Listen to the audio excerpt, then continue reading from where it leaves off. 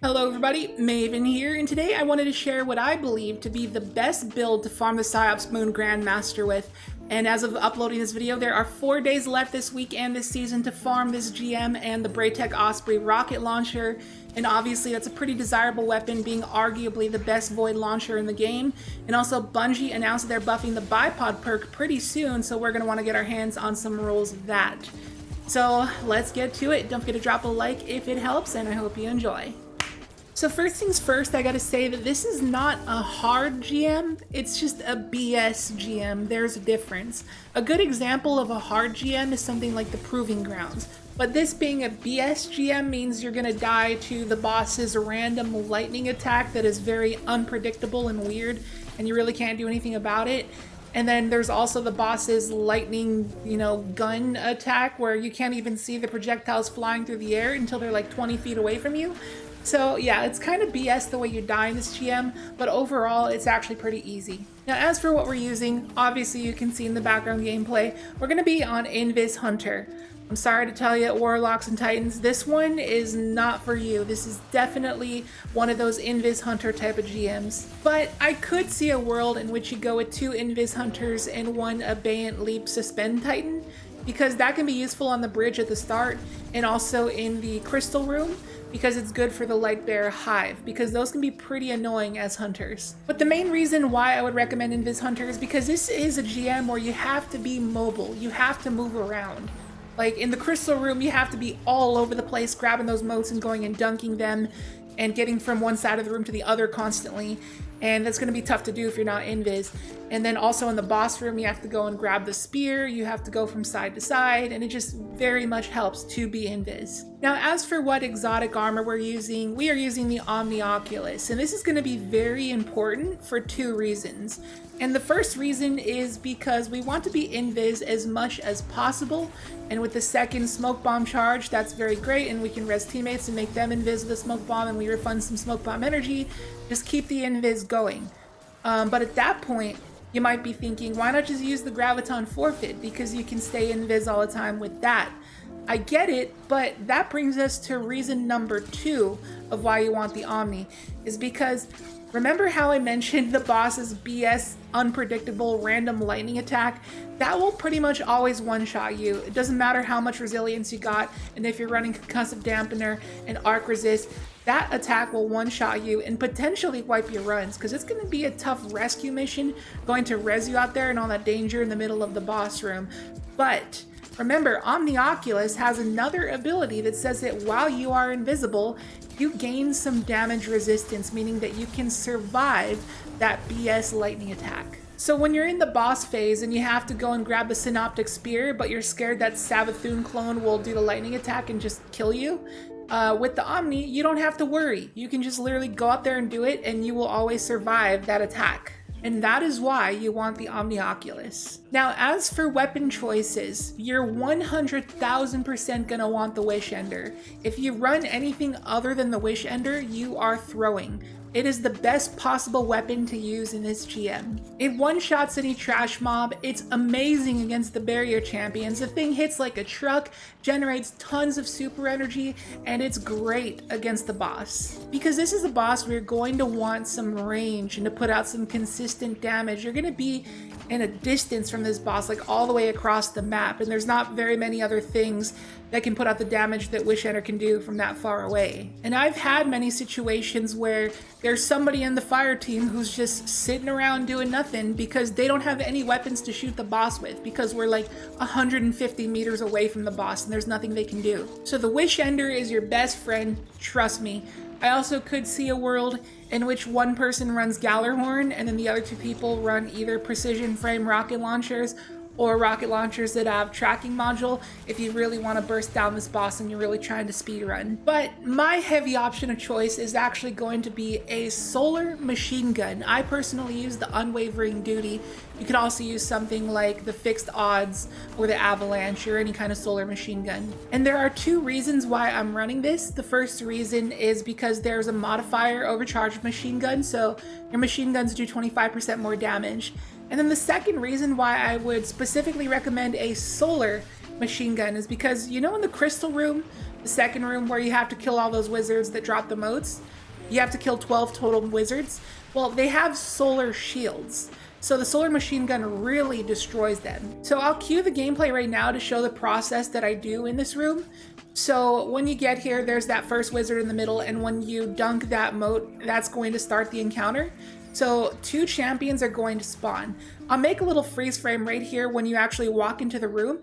Right here, after that first mote is dunked, there's going to be an unstoppable that spawns on your left, and then a barrier champion that spawns on your right. So your other 2 teammates who are not going to dunk the mote are going to wait here on this bridge, and they're going to tether these champions as they spawn. So let's continue the gameplay, and I'm going to go and dunk the mote, and then the champions will spawn. My teammate tethers that unstoppable, and we burst it down. They unfortunately didn't deal with the barrier, but I went and dealt with it. I just tethered it, broke its barrier, tethered it, finished it, and there you go. You want to spawn kill those 2 champions, and then you just proceed to go around the room and kill the wizards. So I'll show what I do against these wizards, and this is why I have the solar machine gun. Burst them down into finisher. I perform that finisher because I'm running Echo of Obscurity, so performing a finisher makes me invis. So I pick up that mote, get invis, and then I make my way to the next wizard and do it again and again. And you can see this is the point where I've done it 3 times. I got 3 motes. I'm just invising all around the room, bursting down these wizards and just staying invis. And then I go and dunk them, and once you get to 4, that's going to spawn the Shrieker. The Shrieker is very frail. It only takes like 3 or 4 Wish Ender shots, and then you do it again. But note that after 4 motes are dunked, that's going to spawn the 2 light bearers on either side of the room. After you kill those, then you go and do the wizard thing again, and once you get to 8 out of 12 on the objective, that's going to spawn another unstoppable and another barrier champion. Kill them, and then finish off the rest of the wizards. Now obviously the Wish Ender's my anti-barrier option, and for an unstoppable option I would recommend a hand cannon. It does not matter which hand cannon you use. I'm using the annual skate. Just use a hand cannon, don't use a glaive, because there are some unstoppables in this GM that are very far away from you, and that glaive projectile may whiff a lot. So just do yourself a favor, use a hand cannon, because it can cross map those unstops. Now, I'm kind of explaining a little bit out of order here, but I will give tips for the whole GM. So at the very start on the bridge area, it's kind of self-explanatory. You just kill enemies and keep moving forward. But before you move to the second section of the bridge, you're going to want to shoot the turrets off of the hive ship so that it stops shooting projectiles at you. That's very important. And I already explained the crystal room, so after that you come to the bridge.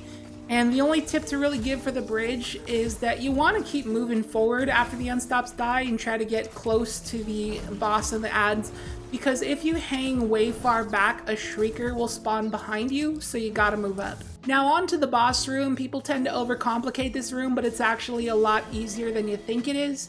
So you start it, the boss is going to gravitate towards the right side of the room, so you're going to go over to the left side of the room and chill at the very top behind all that cover and just peek shot the boss with your Wish Enders until the first health gate happens.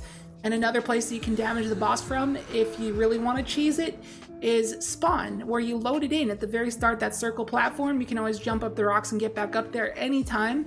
And that is the cheese spot. You can just chill up there and shoot the boss from afar. It will be a little bit slower, but it is a lot safer. Now, when the boss reaches the first health gate, I'd recommend going up to that cheese spot and then killing the 2 champions. There's going to be an unstop and a barrier that spawn. And with the Wish Ender and your unstoppable hand cannon, it should be no problem to take them out. And then after that, you're going to have to go grab the synaptic spear. It's pretty self-explanatory. Go invis, go grab it, retreat back to the middle, and just jump around throwing spears at the boss until the next phase happens. And then for the second phase, the boss is going to start to gravitate towards the left side of the room. So what do you know? You're going to go to the top right. So you can chill around there, just peek shotting with the Wish Ender, but I also do like to go to the cheese spot for the second phase. Either or, it works. Now, once the boss reaches the second health gate, here's where things get interesting. So 2 Savathun clones and 2 synaptic spears will spawn on either side of the room. And in the background gameplay here, my blueberries actually did this part wrong. They're blueberries I found on LFG. But what you want to do is actually take out the right clone first before even focusing the left one at all. Do one at a time. So the right one first, I start on the right, I grab the spear on the right, I start damaging the one on the right with the spear. But once the clone gets to about half health, it will start to move closer and closer to you. And it'll eventually be over the point where the spear spawns, so it's going to be a little bit too dangerous to grab it. So you just run over to the opposite side of the room and use the spear on that side. And you can finish off that right side Savathun with the spear from the left after it gets to half health. So then you're just going to be left with the clone on the left, and since there is no more clone on the right, you can just use the spear on the right to completely take out the left side clone. It is very easy that way. But if your blueberries do it wrong and they go and die over there, you can go ahead and do what I'm doing in the background gameplay now. I'm just going invis and grabbing a spear on the right and then going to the cheese spot with my little synaptic spear blink ability and just killing off both of the clones from the cheese spot. It's going to be very safe from there. And then for the final phase, the boss is going to gravitate towards the right side of the room again, so you just repeat what you did in phase 1 and just go to the left side of the room until the boss is dead, and then you gotta go and finish off the ghost, which you can just do by going invis. And that is it for this GM. It's pretty simple, it's just pretty long. I think runs on average are gonna run you about 25 minutes. But if you do have a dedicated fire team and not blueberries from LFG, you may be able to get a nice consistent sub 20 run going. Maybe you'll have one Abeyant Leap Titan to make the crystal room and the beginning room go a little bit smoother. And maybe you can do the strat where your Titan has Gallarhorn and you guys got tracking rockets and you can burst down the boss a lot quicker. And if you do that, you can probably go with something like a Lubray's Ruin to deal with the wizards in the crystal room. And now let's finally break down the subclass. So for aspects, obviously Vanishing Step and Trapper's Ambush, so we have more avenues of going invis.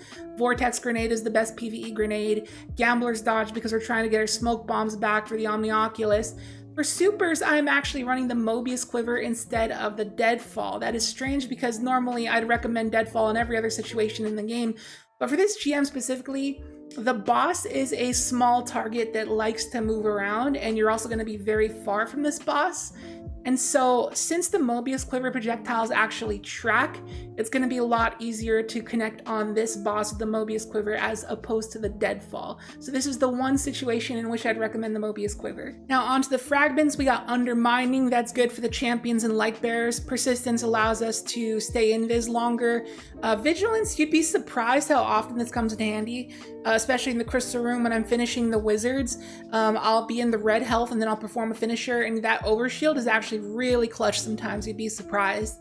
And then Echo of Obscurity is like the most important one in a GM because of the high amount of finishers that you perform. And before we break down the mod setup, there is an important artifact mod we have to talk about. So obviously these things are going to be good for Void, but the most important thing in the artifact here is going to be counter charge. You get a stack of armor charge when you stun a champion, and that is actually going to stack on top of stacks on our boots, so we actually get 2 armor charge for stunning a champion. And when you pair that with time dilation with 2 copies of kinetic weapon surge, our Wish Ender is pretty much going to have a 17% damage buff at all times throughout the entire GM from start to finish. And this setup I feel is like a necessity to run in this GM because you're going to have the Wish Ender in your hands like 95% of the time. So having the constant damage buff throughout the whole thing is very useful. Now as for the rest of the mods, we got Reaper, so we dodge and our next kill makes an orb. We got Outreach to get some melee energy back when we dodge. Since we are dodging near enemies, Dynamo's going to proc and give some super energy. And then I got Kinetic Siphon to make orbs with the Wish Ender. And I had a little bit of extra energy, so I was like, might as well throw in another Kinetic Siphon to make that orb a little stronger because there was really nothing else to run. Same situation with the gloves, there's really nothing else to run, so I ran Firepower to make orbs on nade kills. Momentum transfer is not bad. Causing damage with the nade gives us melee cooldown that can be pretty clutch sometimes. And kinetic loader for the heck of it as well. And it does actually up the TTK or, you know, perfect draw time or whatever of your Wish Ender. It does help it. It may be minuscule, but it does help. And I feel like this is the best trio of resist mods here for this GM: Solar, Concussive, and Arc. Now, as for the stats, obviously, since it's PvE, you have to run 100 Resilience. And remember, always run a minimum of 3 Intellect. I tried to also run a minimum of 2 Discipline, and I really wanted to go hundreds in Strength and Mobility as well, but I couldn't quite achieve that because look at the negative stats that your subclass gives you. It's pretty brutal, but I did as best as I could and went tier 7 and 8. You know, you got to have these as high as possible because they dictate your invisible abilities like your dodge and your smoke bomb. And that about does it for this GM. As usual, I'll leave a dim loadout link to this build down below in the description and the pinned comment if you'd like to give it a try. In my opinion, it is the best build that you can use for this GM. But if you have any ideas of something that could be better, I'd be curious to know. Let me know down below in the comments. And I hope the videos helped you out. If it did, be sure to hit the like button. And if you are new here, consider subscribing. Would love to have you here. And with that, I'll catch you in the next video. See you later.